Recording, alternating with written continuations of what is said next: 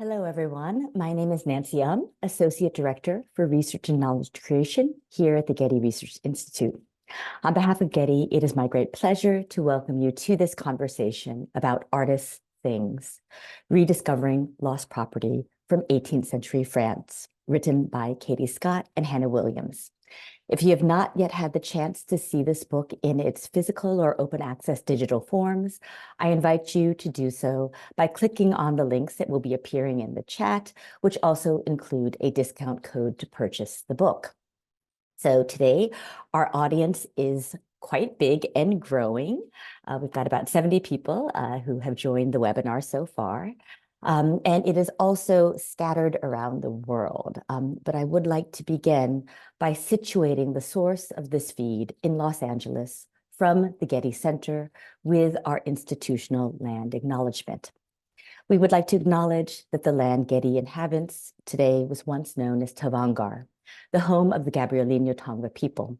We show our respects to the Gabrielino Tongva people, as well as all First People, past, present, and future, and honor their labor as original caretakers of this land. Getty commits to building relationships with the Gabrielino Tongva community. We invite you to acknowledge the history of this land and to join us in caring for it.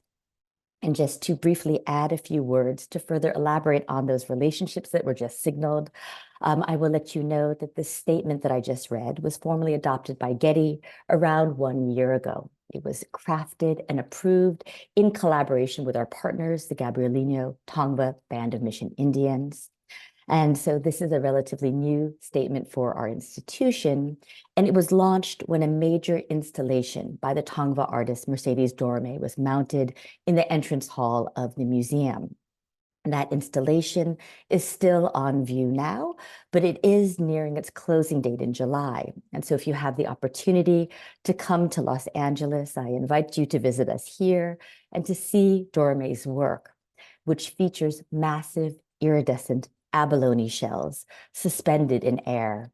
And it asks us truly to think about those relationships to the land that I just mentioned, but also to the adjacent sea.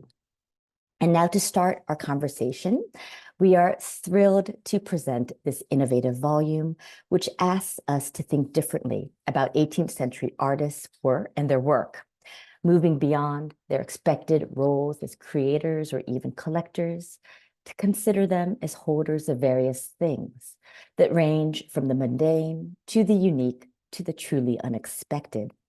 In this volume, Katie Scott and Hannah Williams skillfully use such objects to narrate lively stories that delve into early modern professional ambitions, the materiality of home and studio, the inner workings of the academy and its various artistic practices, and the personal difficulties brought about by sickness, death, and loss, all while providing insightful views onto the streets and into the shops of Paris.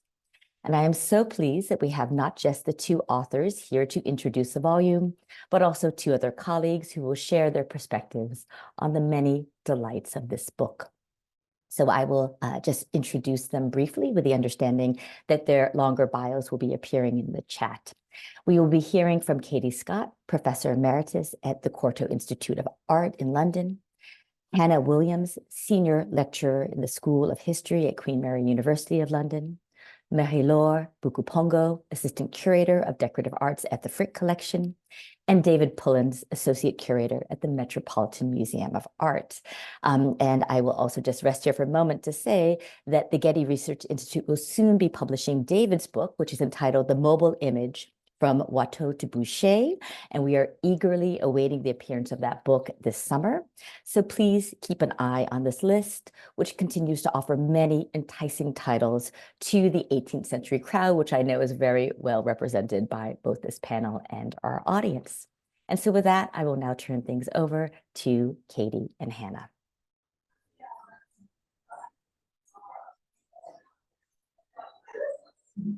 Hello, I'm Katie Scott, and we're going to do this presentation in two scenes. So I will talk first for a few minutes, and then I'll hand over to Hannah. We want, first of all, to thank the Getty very warmly for having supported the research and then published the book, and now offering us this opportunity to launch it and to, with what we hope will be a very exciting discussion with you, our prospective readers and critics. Nancy Olm, thank you so much for a wonderful introduction, and I'm not sure how much more I can add, but let me just take you through the first, the two images that we have on the slide, and use that as an opportunity to say something about this book. No, sorry, the previous slide, that's it. So artist things rather than artists' lives. We've all, as art historians, been brought up with the tradition of artists' lives, and the point of this book, at its most basic, if you like, is to revisit that tradition of artist biographies, but to do so while setting aside the hagiographic and rather hidebound conventions of monographs, and by looking at artists' lives, if you like, from the other end of the telescope, from the debris of things that they used and subsequently left behind. This is not to say that we haven't used artists' lives, but it is to say that the other kinds of documents, the documents surrounding the hatch, match, and dispatch of artists have become just as important as what contemporaries actually had to say about them. In particular, the inventory after death, and which lists the property of any artist at the point of their death. The choice of glasses on the cover was deliberately made as an object which both speaks to the technologies of looking, reminds us that art is an art of vision primarily, but it cannot do that without also giving rise to thoughts about the artists, because in the end, glasses are a prosthetic, and the human body is always there for us. And in Hannah's wonderful entry on this particular thing, you will discover technologies that changed the way that artists were enabled to see, allowing them with these sidearms, not only to see, but to see and also to breathe. Rediscovering Lost Property in the 18th Century, the subtitle tells us, allows us to think also about loss, about the things that we no longer have. We thought about it, we used it in the sense of referring both, if you like, to things that have been lost to scholarship. That is to say, the quantity of material related to artists that we choose as scholars on the whole not to discuss, some of which we hope has been returned here. We also used it because lost property reminds us of novels written in the 18th century, where narrative is attached to property. Generally speaking, we think of narrative as belonging to human beings and not to things. Lost property, by invoking those narratives, also tells us that we should be looking at the stories of those things. One object only of the collection that you see here was actually lost in the literal sense, and that was Jean-Baptiste Porronneau's porte-crayon. So you'll see it on 6 rows down, 2 to the right. A chalk holder. He lost it whilst he was on his travels in Bordeaux, and we hope subsequently it was returned to him. Loss, of course, you never prize anything so much as when you lose it. You lose your keys and you go insane. This reminds us that even mundane objects had that kind of impact on artists' lives and served, if you like, to inform their artistic practice. Some of those lost objects, for instance, Quentin de la Tour's pastel box, which is actually not in this book, are then subsequently given to museums. And it is to museums that we looked first and foremost to find some of this lost property. And Hannah will now tell you more about it. Thanks, Katie. Yes, so as Katie has suggested, this is in lots of ways a quite unusual book, and that also goes for the experience of researching it, as she implied towards the end of her talk there. And one of the main reasons for this is the place, or the lack of place, that these objects have in museums, those habitual repositories for art historical objects. So lots of the objects in this book aren't actually in museums because they lack the values that would make them into museum objects, whether aesthetic, monetary, or historical. They were owned by artists, but most of them are not artworks per se. They have a kind of ambiguous place in art galleries. They don't really fit in history museums because they're not usually artifacts that were part of major historical events. And they even have a limited place in more sort of specialist collections, collections of watches or optometric instruments, because they're not usually the most exceptional specimens of their kind. They're worth something because they belonged to someone, and we happen to be interested in the person they belong to. Can I get the next slide? Now, if we were 19th centuryists or 20th centuryists, this would be a very different story, because by then, the artist's role as a public figure or a cultural celebrity gave their possessions the cachet of fame, that kind of inherent value as relics of the person. And this is something we see in the plethora of house museums like those we have on the screen, for later periods, collections which prioritize precisely this value of the person, whether their home itself becomes the museum, as with Monet, Moreau, and Rodin, so their lives become revisitable through spaces and possessions, or whether it's reconstituted like Brancusi's studio, reconstructed within the Centre Pompidou complex like an alternative gallery space. But this is not the case for the 18th century. Our artists did not bequeath their homes to the state. Their possessions were not museified. In fact, for the most part, their possessions continued to function. They were appropriated by others, reused, and consequently, as Katie has said, lost to the art historian. So the ones that ended up in our book are very much the exceptions, the found objects which somehow remained traceable, salvaged, or collected. So before handing over to our curators, we wanted briefly to give you some examples of collections where we did find our things. Can I get the next slide? Fragonard's armchair and colour box, for instance, are preserved in the closest thing that we do have to a house museum for this period, the Villa Musée Fragonard in Grasse. It's not really his house. He belonged to a relative, and he did stay there for about a year. But Fragonard is a famous son of Grasse, and this museum celebrates him and his artistic extended family through a mixture of artworks and the odd treasured thing, like the colour box and the armchair. So in this case, we do have that kind of quasi-relic of the chair that he sat in and the colours that he painted with. But museologically speaking, this is very much the exception in our book. Can I get the next one?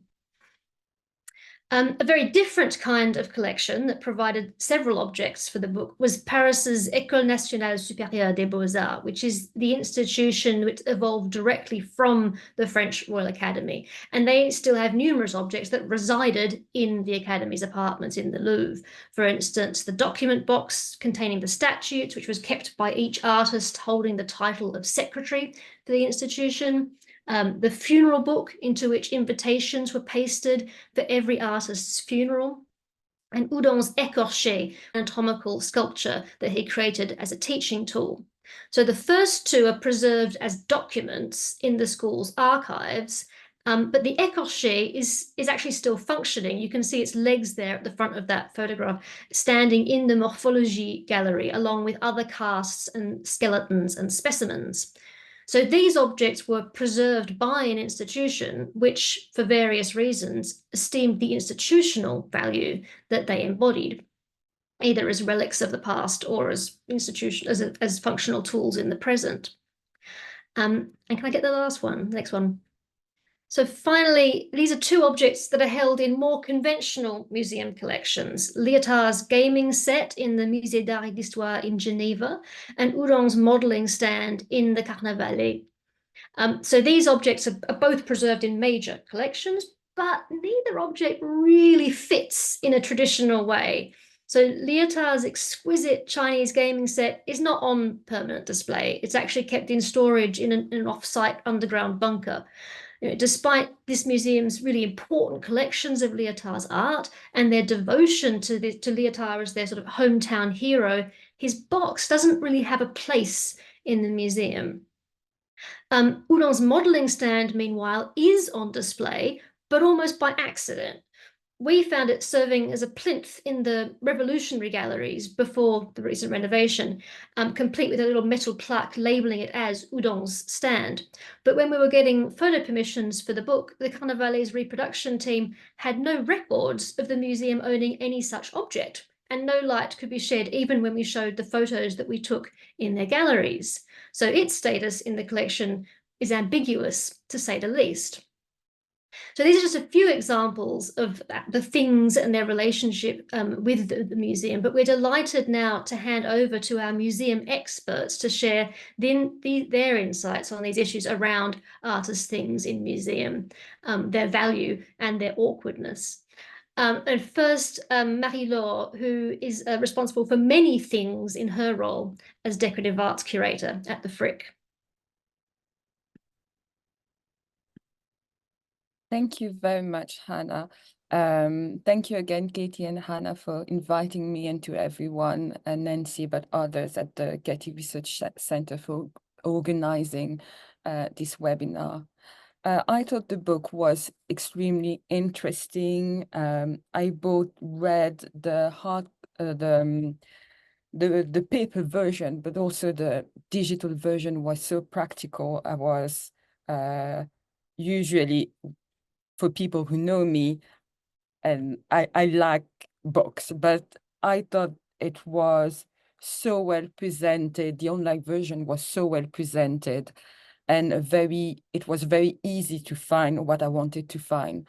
Actually, while I was traveling in Europe a couple of weeks ago, I went to see an exhibition at the Musée Cognac-Jay called Luxe de Poche.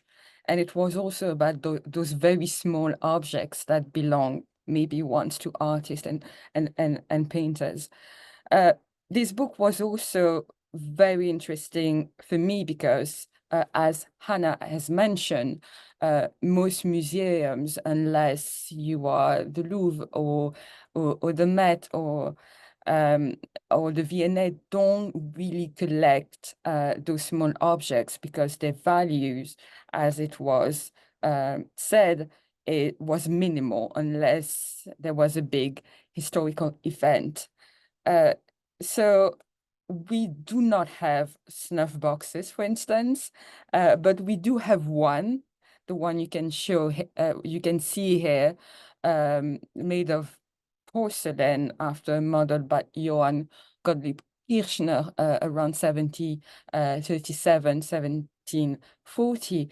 And it was part of the gift we received by Henry Arnhold in 2019. And it's now displayed and part of a collection, but it's still the only snuff box. So I'm not going to go over the story of this specific box, but I thought that was very interesting while reading the book, and especially the work and the relationship between painters and then small objects they can have. And in this instance, you can see there is a battle scene here that required the work of a miniaturist painter.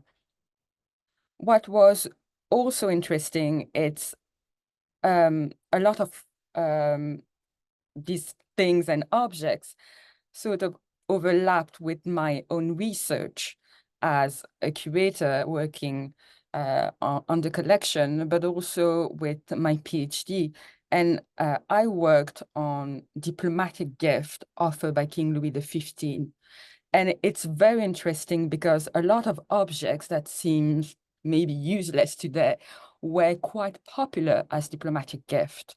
To give you a sense, and I'm going to cheat and look at my notes, but you do have wine and champagne, which was addressed in the book, but you did have also weapons, porte-crayon, étui, porcelain, of course, with that small cup of tea, teacup you mentioned, but snuff boxes.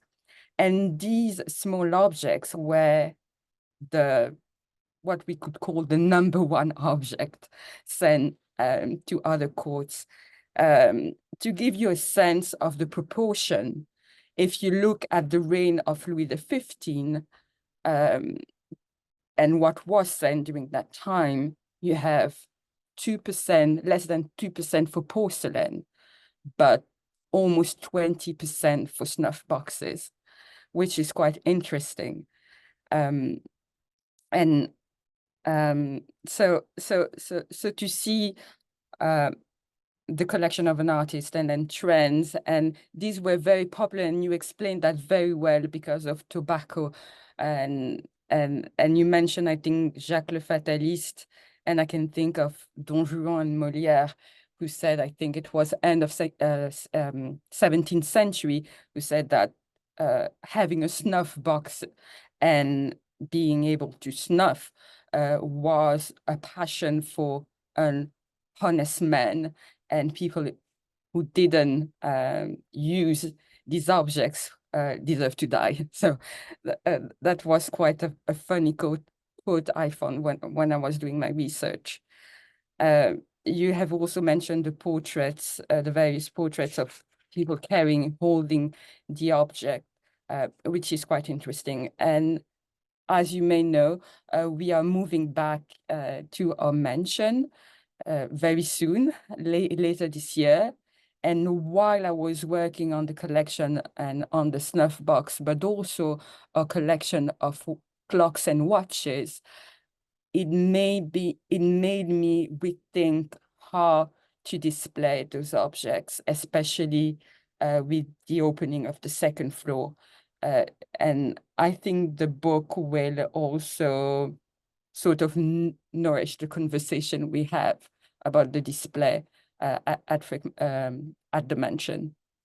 So thank you very much, and I'm going to hand things over to David Pullins.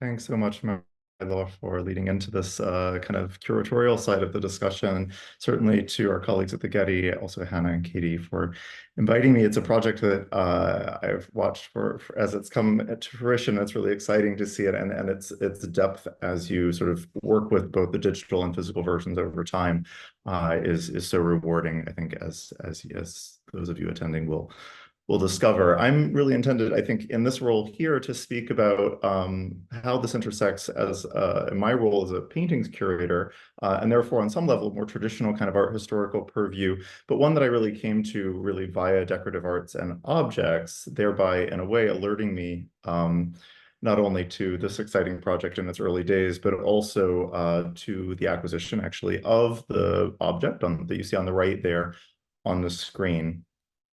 So I'll start just by introducing these two images that you see there, what they are, and then maybe linking them a bit to artist things, some of the ideas raised there, and then the broader museological questions, particularly around how that paint box arrived at the Met just last year. So the painting on the left there came to the Met in 1957. This is we're very thrilled to have it, and yet it's a relatively conventional story of acquisition. It's a painting that goes into the European Paintings Department, quite clear, always intended to be hung on the wall, maybe in a museum context. It appeared at the Salon of 1796. It's an art object intended to be shown and critiqued, etc. It's often seen as Marie-Victorine Lemoine's self-portrait with one of her two younger sisters, in part reprising Le Biguillard's kind of great manifesto of women's art education at the Salon of 1785, also at the Met. But in fact, it's probably more kind of allegorized, a kind of broader statement along the lines of color embodied by the standing figure, line, the crouching figure who's drawing them coming together there on the canvas actively in a history subject, notable for a woman artist to proclaim her ability in history. The goddess Artemis, protectress of the arts, receives herself a kneeling female figure before her. And close readers of the book, those who've already previewed Hannah and Katie's book, will recognize this painting actually among the illustrations for palette, because it's a great image of a charged palette with all of her paints laid out there, also the maul stick. But as they point out, they hope to expand what an artist's what object might stand in for the artist beyond palettes, because of course that has long been a kind of iconography of the artist. So that's a little bit what we're doing here. I'm not stepping too far afield. I am not in snuff boxes, let alone, sadly, in the realm of dogs. I am dealing with this object on the right, certainly an artist's tool, but a quite kind of elevated one, a deliberately kind of posh one. And this is this mahogany veneered paint box, which descended in Lemoine's family. The Durand punch or guild mark of the Augsburg-born cabinet maker, ébéniste Caspar Schneider is on it. He worked with the more famous Martin Carlin and was tied to a whole dynasty through marrying actually Carlin's widow actually, of family of furniture makers in the sense of, private domestic spaces, family connections, and object making all very intimately tied. He became a master in the guild in 1786, and that very object, as you've hopefully noticed, appears in that painting of 1789, so it's quite closely dated. That object also appears in a self-portrait by Lemoine's younger sister, Mary Elizabeth, along with some of that green upholstered furniture. And inventories at that moment indicate that this room is to a certain degree accurate of their living situation in 1789. It's a moment when Mary Victorine moves in with her sister. Mary Victorine never marries, but she moves in with her sister and her sister's husband into their home. And it's safe to say that this is very much the kind of space that Hannah and Katie describe so well as a kind of the instability of a studio space. It's not just a rectangle on a floor plan, that it actually, its edges are permeable, shifting, and sometimes that shifting occurs through the movement, not necessarily of walls, but of objects. And in many ways, I think the way that Katie describes Houdon's modeling stand is really fantastic for that. The idea that it kind of claims space, it exerts a kind of aura around it that claims this as a space of making. And I think that's certainly true of the paint box there on the right. That's also been true then as that object has landed at the Met. Certainly not only to suggest the immediacy of, entering, in a sense, Lemoine's space of making, but actually kind of evoking in the gallery space at the museum, you're kind of brought into kind of the realm of it. It kind of starts to reconstruct a room around the visitor. I'll leave out the ways that object itself can be analyzed in terms of thinking about artist biography, because clearly, and this is where we land really, that you end up in a situation in which Schneider, the maker of the box, is left aside in favor of the biography of the artist. In this case, a lot of that has appeared thanks to Hannah and Meredith Martin in Journal 18, something you can see online if you Google it or look on the object page for our museum website. So that's then to conclude really with a few statements about how it entered the museum. It's an object that sold in 2019 from Lemoine's family. It remained in her family that long, and then it was acquired last year by the Met. Curiously, though, it didn't enter through our departments. Run decorative arts would be in one spot, paintings in another. As an object for the decorative arts department, where their criteria are very high for makers, quality, condition, is it unique of its kind, et cetera, all of these things, it doesn't actually fulfill those roles in many ways for all the reasons Hannah pointed out. And in that sense, it was something that actually enters in a kind of through the back door. It is not actually an accessioned object. And those of you who know museum practice, the objects have an accession number. That's also when museums sell things and they de-accession things. It's a legal status. This object actually was not of the criteria necessary to enter the decorative arts collection. But for us in European paintings, I thought it was very important that it be in public hands or accessibility and be part of our storytelling for the painting. So it actually was purchased in the same status as we might purchase a frame or even a piece of office furniture on some level, though we don't treat it in that way. And that's also to suggest that at a very concrete level, its longer story now will also be one that's slightly different. Literally, the legalities of buying and selling, as I mentioned, this kind of object, even the handling and movement. In theory, curators aren't meant to be grabbing their objects, certainly not without gloves, but sort of per the rules, this object is one that, I could take out into Central Park. I would never do that. But the idea is it's a totally different status of object because it enters along the lines of this kind of biography relic. And of course, it raises the question of what are the boundaries for what we would consider acquiring? Would we acquire the kinds of other things that Lemoine owned, for example, that were not so close to the actual question of art making? And I think that starts to be kind of blurry when curators kind of go off the rails and in trying to kind of build out a biography through things around historical figures that are of interest to them. So with that, I will turn it over probably to Nancy to continue. Great. Thank you so much, David. And I will just add by saying that this book was particularly interesting to me at this time because I'm currently working on an inventory left by a woman who lived and died in colonial New York in the year 1695 and held a large number of Indian Ocean world goods in her collection, which I find to be really interesting. And so I've just been thinking a lot about texts and objects and the ways that we can use text to understand objects, particularly those that no longer are extant. And so I learned a lot from Katie and Hannah and their provocations in this book. I just found the trajectories that they took both out of objects and into objects and from text to objects and from objects to text to be really creative and ending up in really quite unexpected directions. And I learned a lot from them. So I'm really quite excited to put some of those lessons to use in the work that I'm doing in my own research. And I would really love to continue to talk about some of these things following on Marie-Laure and David's provocations. But I'm actually going to pivot our discussion to close this out to really talk about the format of this book. And this is something that we've already heard about. And as I think you all have gathered now, this book recently issued by GRI Pubs can be read in many different ways. And so one can hold the particularly hefty print volume in their hands. And I will tell you, it's a really heavy book, partly because of the very sumptuous images. There's almost 200 very, very sumptuous color images and on glossy paper. And so it's got a very substantive physical form as an object itself.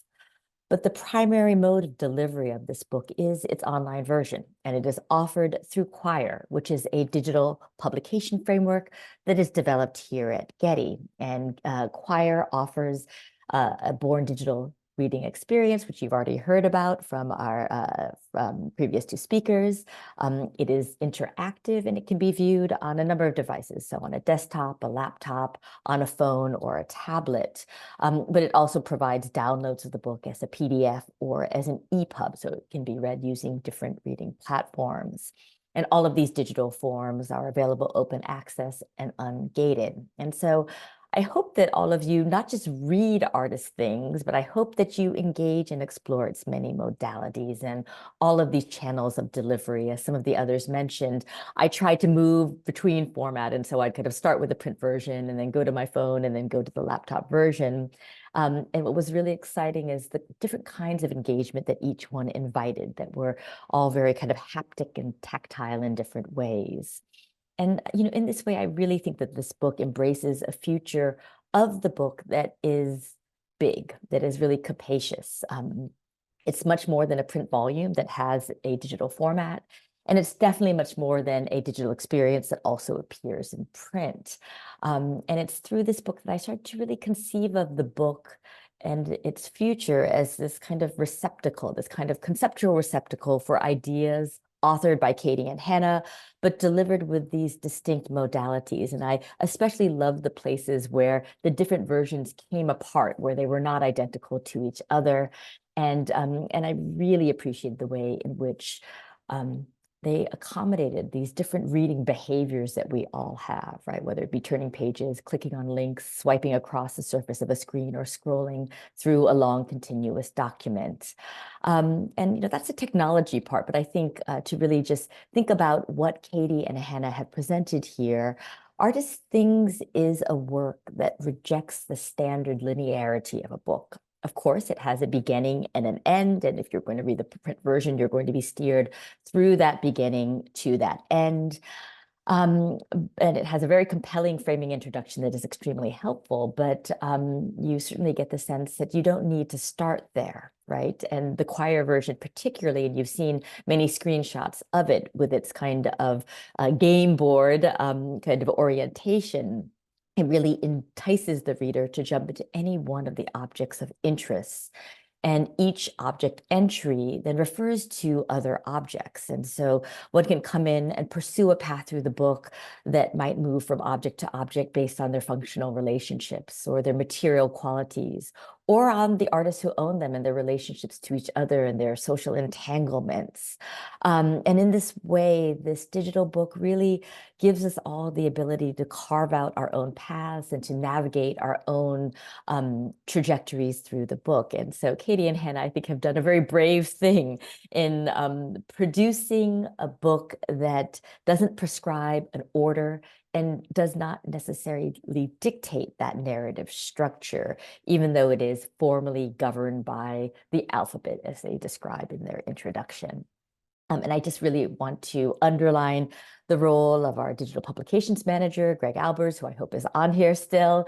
I saw him earlier, and I think Greg really jumped on the opportunity to design a digital experience that was nonlinear in this way. And so the kind of, again, game board kind of approach that you see really allows the reader to just choose a point of entry. And it's really impossible to read this book the same way twice when you are starting in that way.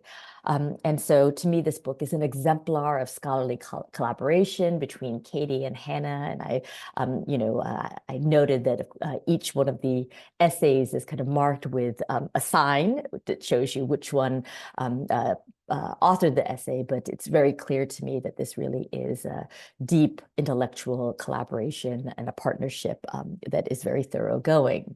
But I also wanted to underline that that collaboration, of course, extends to Greg, who I just mentioned, to Michelle Chaccio, the editor of GRI Pubs, and it's really, I think, in that intersection between those perspectives that we were able to,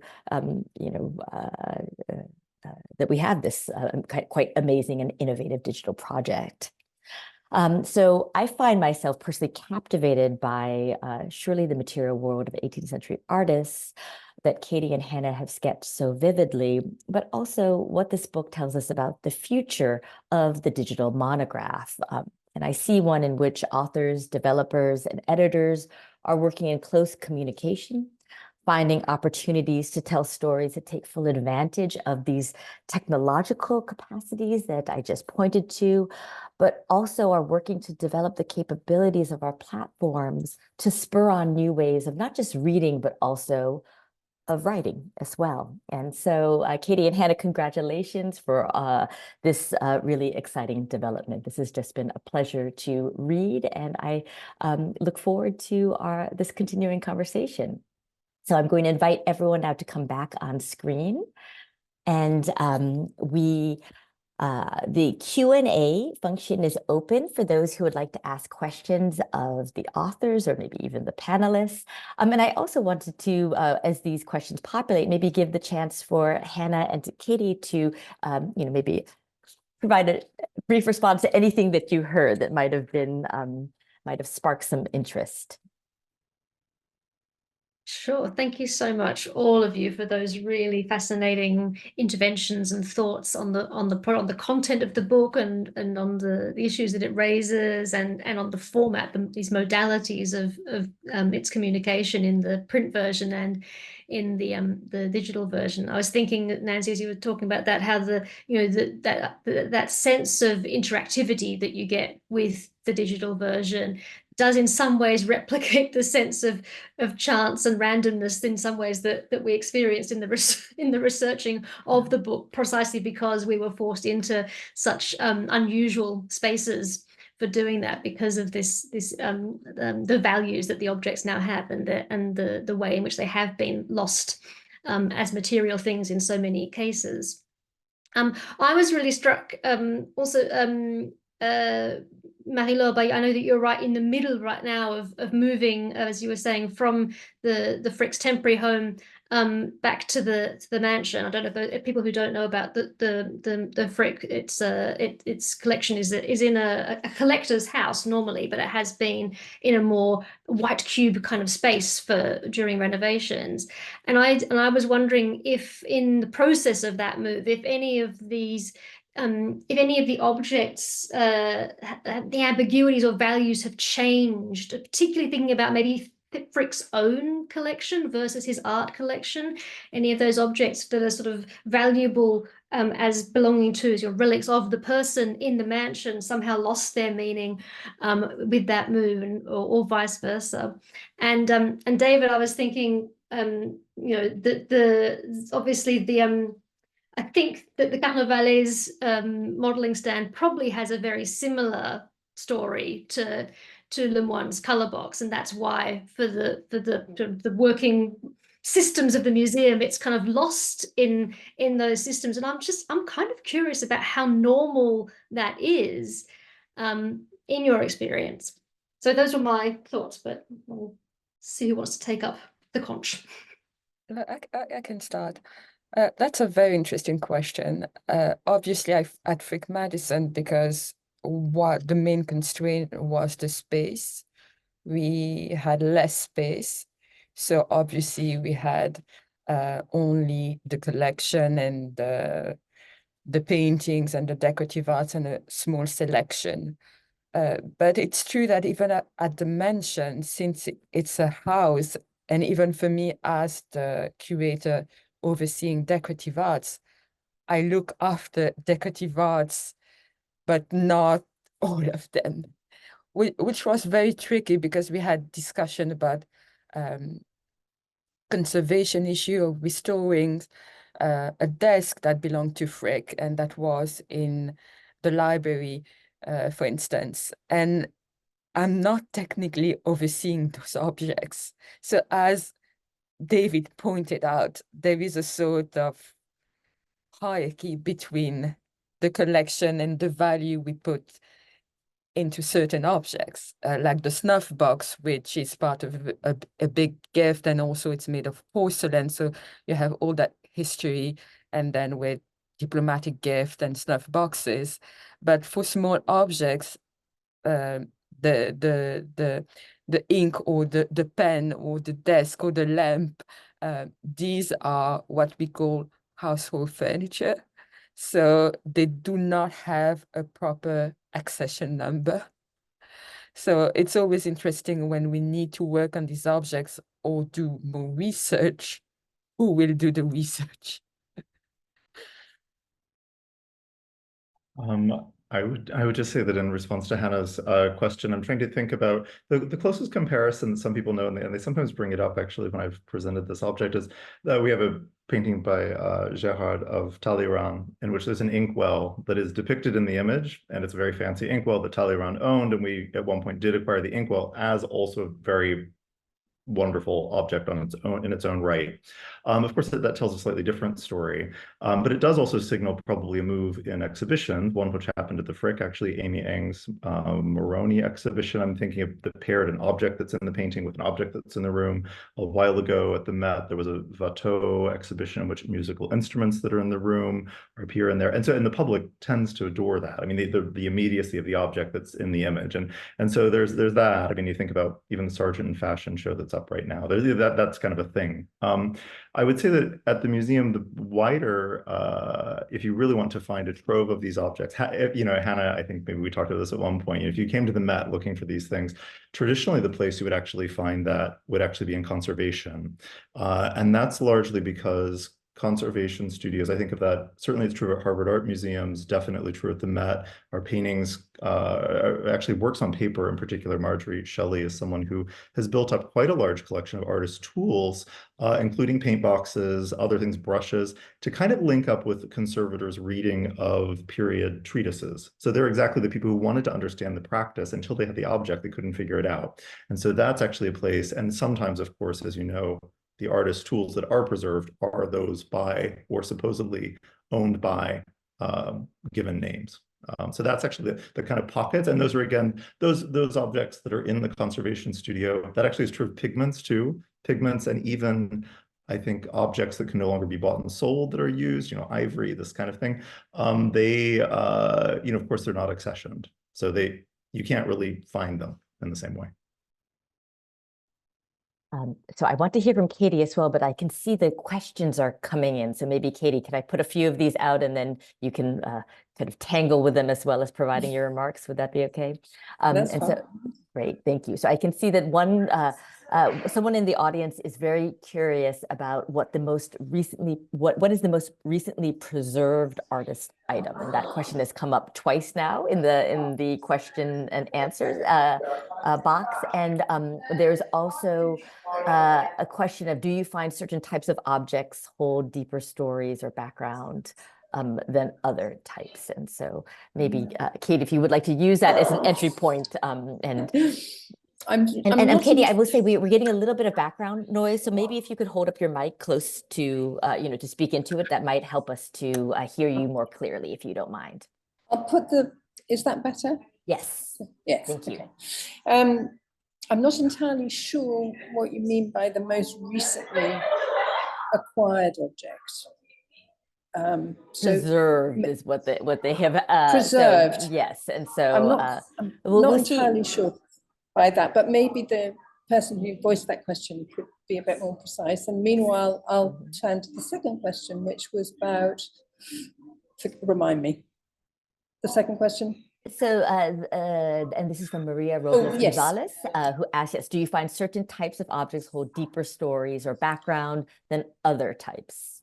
What we've been talking about so far this morning have been artist tools, which are in a way obvious, the sorts of things that you would expect to be interesting to us as scholars, but also to have been important to artists as makers.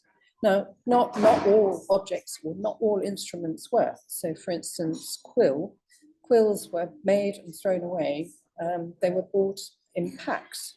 So you can't say that any particular quill is necessarily going to be significant in that way, but the idea of quill certainly is. There are other things which are improvised, where it's actually quite difficult to draw the distinction between an object which is a tool as opposed to, say, some other kind of consumer object. So, for instance, handkerchiefs do service as to clean your paintbrushes on, as well as to blow your nose. And so in that particular instance, again, there are a number of different stories that you could tell from the same thing. I think we were inevitably surprised. You go looking for certain things which you don't find. There are other things that you find which turn out to be much more exciting than you thought they were going to be. And to that extent, the project, I think, is an invitation to all of you, not to make assumptions about what is or isn't interesting, about what you learn about artists' lives. The fact that you know that Cochin had 25 handkerchiefs at the time of his death, which for me was a provocation, made me look into it just out of curiosity. So, I mean, the collection is the book is arranged as a dictionary, as a sort of paean to the 18th century's appetite for dictionaries and encyclopedias. But it's also part of a yet older tradition of curiosity, in which we pursue history out of a desire to know about unexplained things that you come across. And I think that the person who was has asked this question now has given us a little bit more, the other question, a little bit more specification, and is interested in collection histories and asked, so what is the most recent artist item to be collected into join a museum? And perhaps provoked by David's kind of interesting discussion of, the objects of when they came to the collection of the Met. And so if you, Katie or Hannah want to maybe respond. I would say, I mean, that, I personally feel very guilty that there was an object in the Getty's own collections that we could have been in part of the book. But I didn't understand that it was an artist's thing until it was too late to include it. So I would say the collections, I would think, are still full of things whose provenance may turn out to be an artist's provenance. I can't answer the question, however, about museums and their willingness, if you like, to buy something because of an artist's provenance. That's something we never, I mean, David has given us the most up-to-date example of one, which is Poussin's, I think, a box of some sort that was thought to belong to Poussin, which had an inscription of Les Andelys on it, was sold on the market recently. And one can see that the 18th century or the artist things are becoming increasingly sought after, in a way perhaps that men of literature, literary figures or historical figures, Marie Antoinette's hair, Voltaire's chair, whatever, those things have been rather longer part of the way in which we tell historical stories.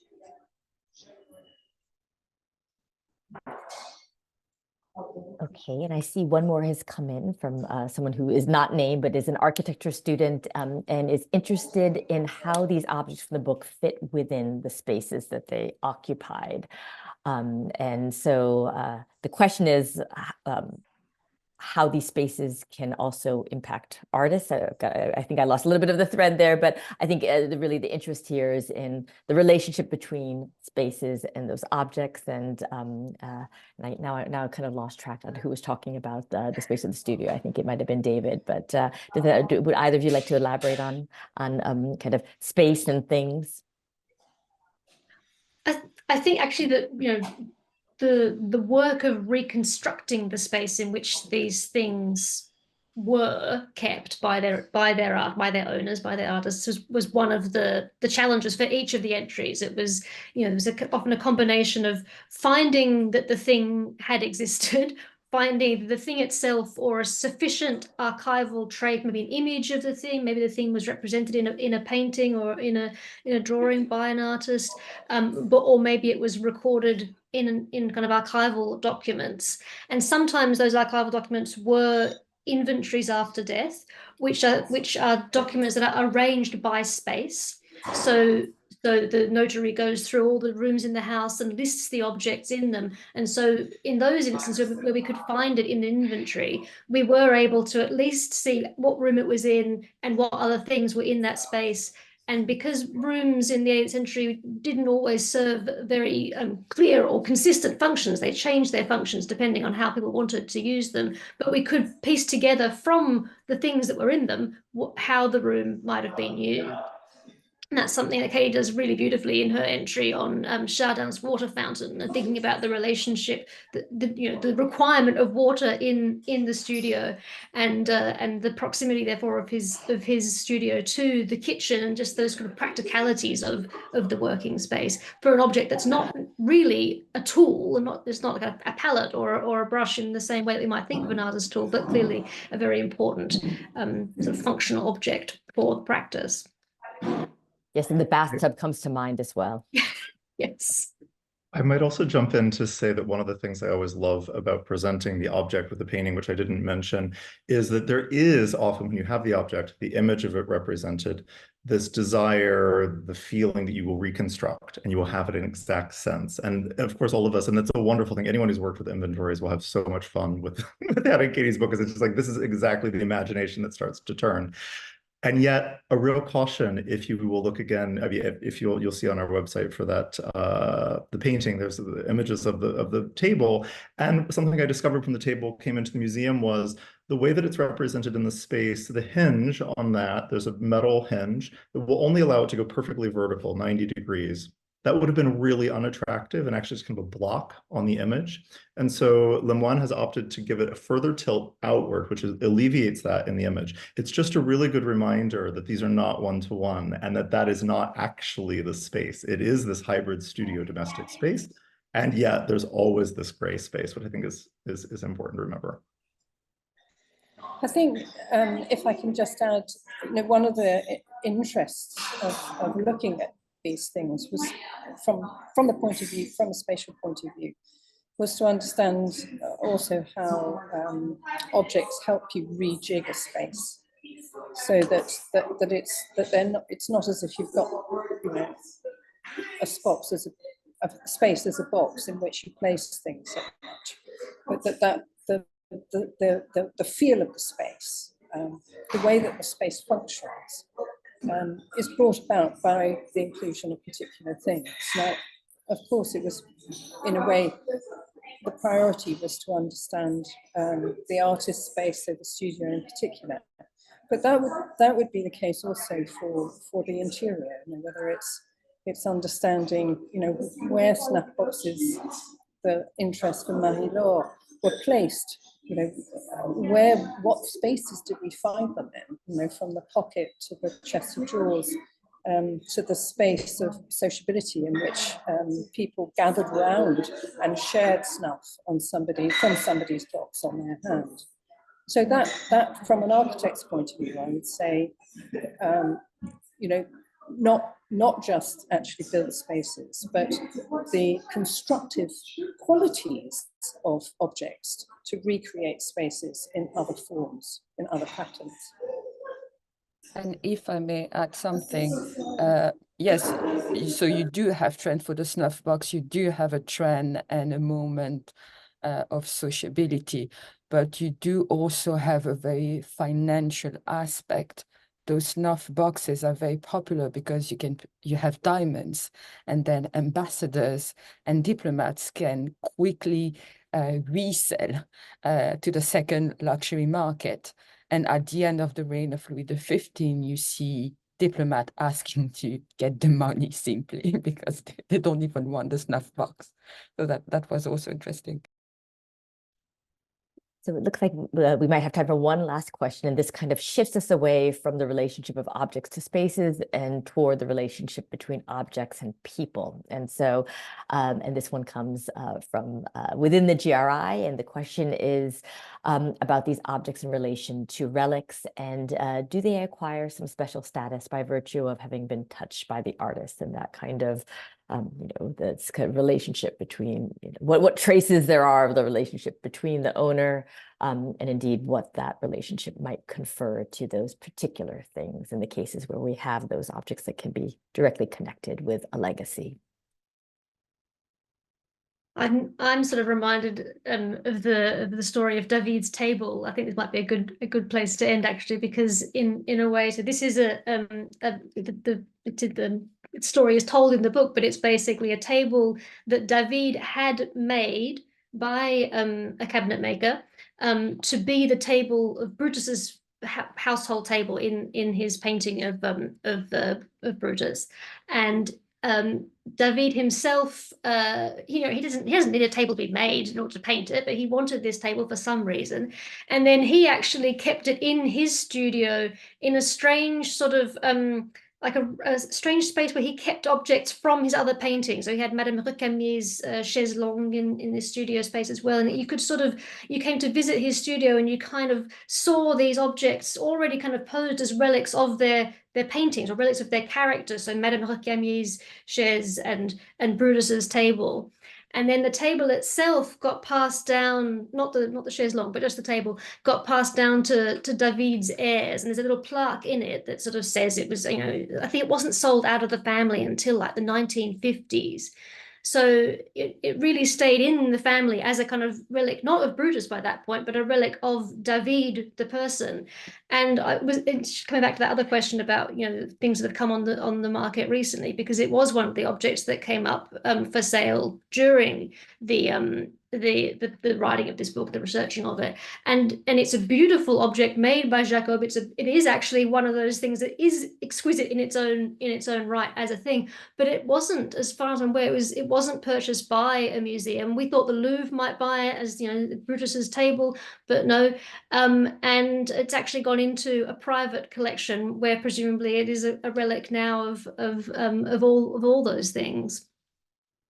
But it's one that has occupied a sort of many roles in its life through its different circulations as an object in different spaces. Thank you so much, Hannah. And that is a good fitting place to end. So that would be T for table. If anyone is looking at the book right now, they can navigate directly to it. And so with that, I just would like to thank our authors, Katie and Hannah, our panelists, Marie-Laure and David, and audience members for joining this conversation on Artist Things. And I invite you again to pick up this book and to delve into its many delights. Thank you.